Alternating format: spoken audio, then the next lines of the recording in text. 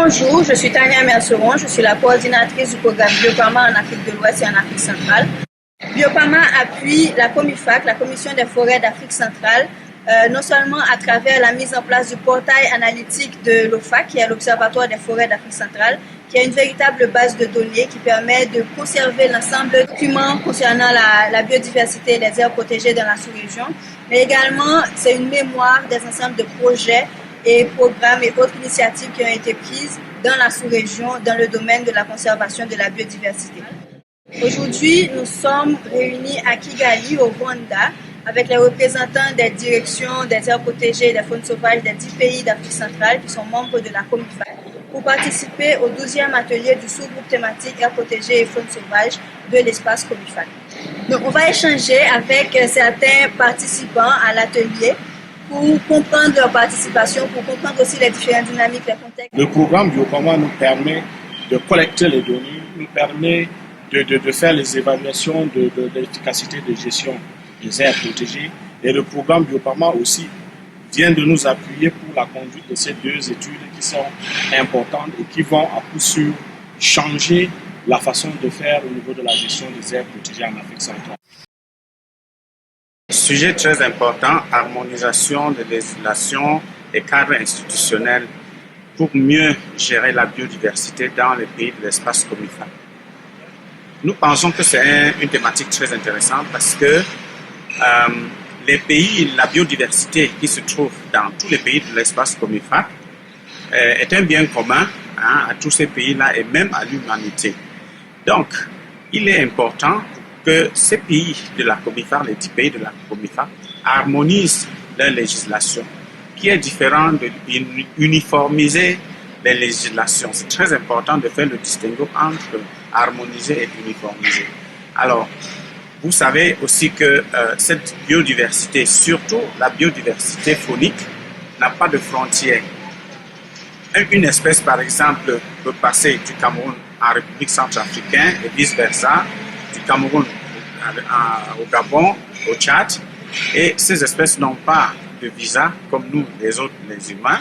Alors, donc, ça veut dire que le degré de protection de ces espèces-là, les éléphants, par exemple, qui font l'objet vraiment de beaucoup de pression, donc, ça veut dire que les législations doivent être faites de sorte que le niveau de protection de ces espèces-là soit un peu harmonisé, harmonisé dans les différents pays. Il ne faudrait pas qu'on protège l'éléphant dans un pays X et dans le pays Y, on ne le protège pas. Également, il va de soi aussi pour la poursuite des braconniers, des délinquants et des trafiquants. Il faut établir des passerelles qui font en sorte que si un braconnier passe d'un pays à l'autre, et qu'il y ait des mécanismes qui permettent de le poursuivre ou peut-être de l'appréhender, soit de le poursuivre dans le pays où le crime a été commis, ou soit de l'extrader dans son pays d'origine pour qu'il se présente à la justice et que la justice soit prononcée. Donc, un certain nombre de choses comme ça fait en sorte qu'il est urgent et important d'harmoniser. Je suis Sandrine Ndifakwe, consultante au cabinet IMCS qui a reçu mandat de la COMIFAC de mener l'étude sur l'harmonisation des cadres juridiques et institutionnels en faveur de la gestion de la faune et des aires protégées dans les 10 pays membres de la COMIFAC. Et globalement, ce qu'on peut dire, c'est que malgré l'existence de ce cadre juridique, la faiblesse réside dans l'opérationnalisation de ces dispositifs institutionnels. Parfois aussi la capacité en termes de ressources humaines pour gérer efficacement cette faune et ces aires protégées qui sont créées.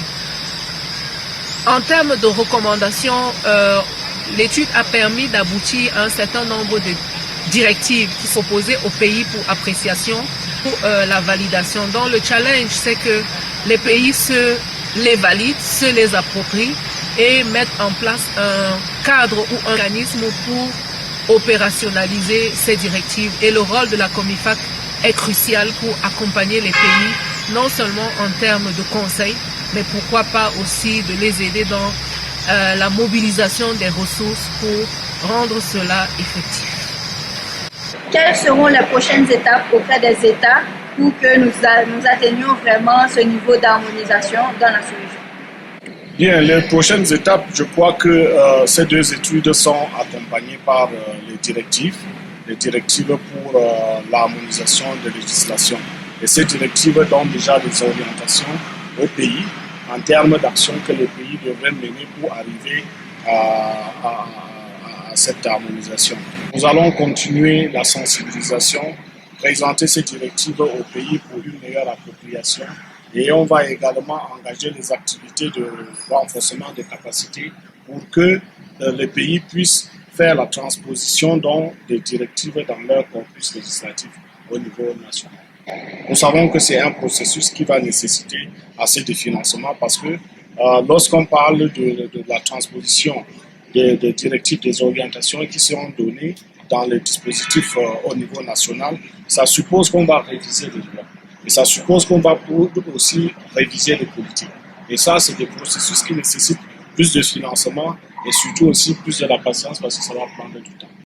La République démocratique du Congo étant potentiellement et naturellement leader dans ce domaine-là parce qu'il préserve plus de 60% des forêts du bassin du Congo, elle ne peut que s'aligner sur cette vision qui vise non seulement la conservation durable de la biodiversité, mais aussi le développement socio-économique de la population. Et c'est comme ça qu'à travers le plan de convergence de la COMIFAC, notamment sur ces axes d'harmonisation des politiques au niveau de toute la sous-région, cela s'avère très important pour la RDC ainsi que pour les autres pays.